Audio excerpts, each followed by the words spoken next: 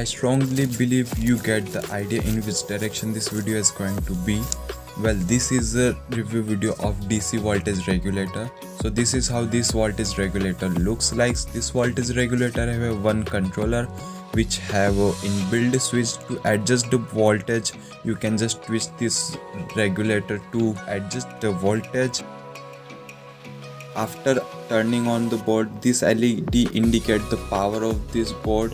Back side of the board we have sockets to connect a wire, right one for input and left one for output. In input you can give 4.5 to 35 volts, output you can give 1 volt to 29 volts. This is the reverse polarity diode which prevents the board from burning.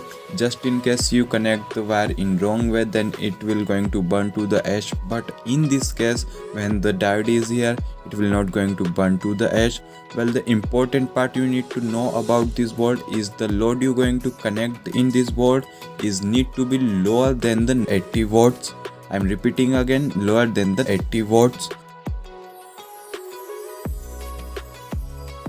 If you find this video helpful, then do consider to like, share and subscribe to this channel, and also tell me in the comment what you feel about this video, and I'll put the link in description if you want to buy any of the stuff that I use in this video.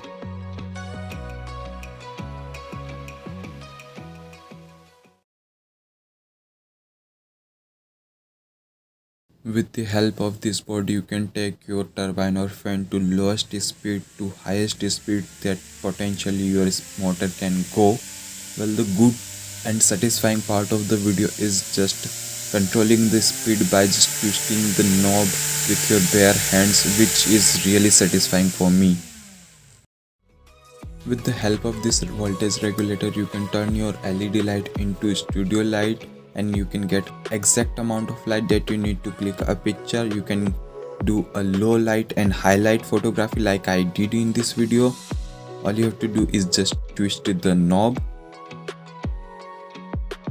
So that's it for today's video. Bye bye.